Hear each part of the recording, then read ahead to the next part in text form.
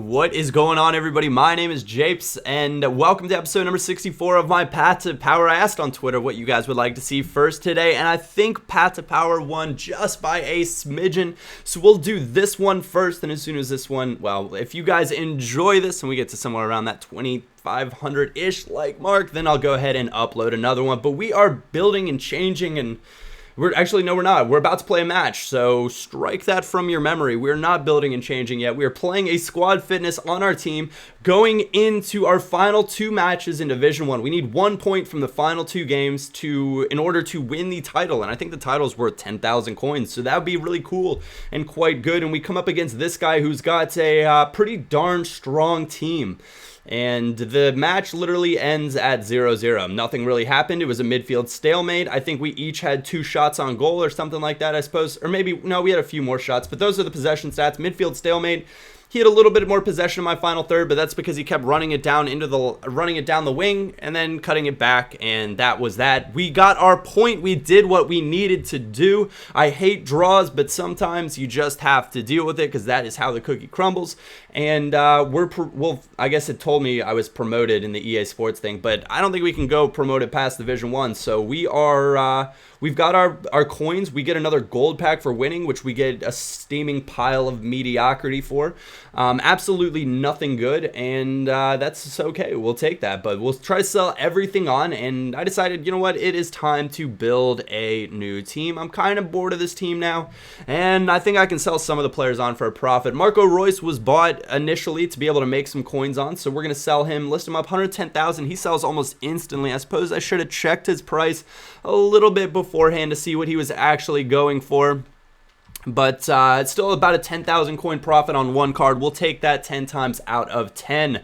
And we're going to keep Chiellini and Ogbonna in the side just for the sake that I think I might do some sort of a Serie A hybrid. I wasn't quite sure how it was going to turn out or how I was going to go about doing it, or what players I would use. But we've done Bundesliga, we've done BPL, we've done League 1, and we did the Liga BBVA at the very, very beginning. We'll probably have to revisit that now that I'm comfortable with the game. But for this time, I decided, hey, you know what? Serie A hybrid, not too shabby. So I know we go quickly with all this squad building stuff, but it's really not super exciting, but I like showing you everything so you get to see exactly how I'm going about it or what I'm listing cards for. You can always pause it, go back, check it out.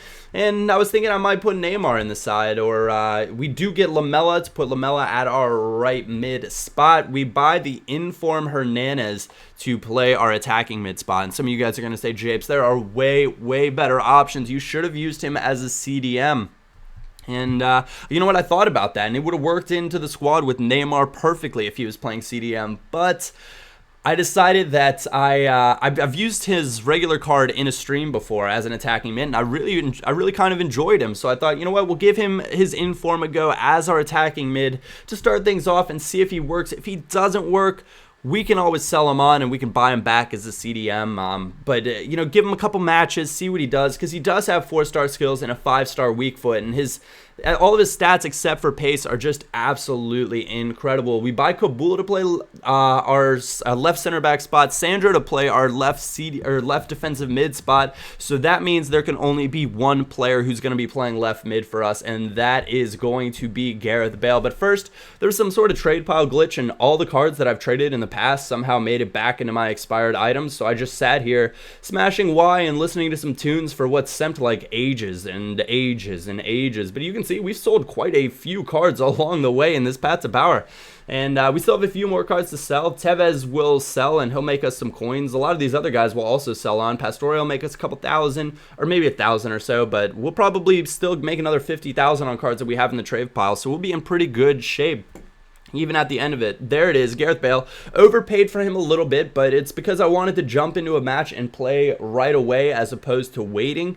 Something you guys have all been there before. We all know that feeling where it's just, I want to play a match now. I don't care how much. If I overpay by a couple thousand, I'll make it back from playing the match. No big deal. And I realize Hernandez is still just at 7 chemistry. I thought I'd sorted that by using Sandro, but I had not. Little bit of a bummer there. So I go out and I get the legend that is Mauro Zarate. And if you guys were with me in FIFA 12, you know that he was beyond a standout player for us. An absolute absolute beast, and I'm hoping that he is able to replicate that here in this year's FIFA. We're going to be partnering him with Antonio Di Natale up front, who I've wanted to use just because his stats on his card just look exceptionally strong. He has something like 87 pace, 88 dribbling, and 87 shooting, or something along those lines, which just makes him a ridiculous force on this game. But we come up against this match, and he has a 3-5-2 Bundesliga side, and I said, oh no, oh no. And guys, this was a very difficult match. I mean, there are only 2 goals in it, but it was an extremely tough match. First one, Zarate picking Felipe Santana's pocket, gets free, left-footed strike, back of the net. I'm thinking, oh yes, I've got my Zarate back. We are in good shape. We're going to be winning games in this Gold Cup. And I always go into the Gold Cup with a new team just to get kind of used to them and that sort of thing, because the competition level with Division 1, it's maybe a little bit less, but it's still pretty similar. Lamela doing some nice work, and he plays Zarate in through over the top. He leaves his man, and Di Natale is wide open to finish the game off. 88th minute. This guy's game plan that I played, though, literally straight down the wing, straight up the line, cross to Joff or Gomez, and that's why he's getting the celebration right now, because I was frustrated with him. He was playing a very annoying style of FIFA. It wasn't pretty, and sometimes, that's okay. Everybody's got their own style. Anyways, guys, like I said before, as soon as this episode gets close to that 2,500 like mark, then I will be uploading a career mode episode today. I doubt I'll be streaming because I don't want to compete with Champions League. Other than that, my name is Japes, and I will catch you all next time.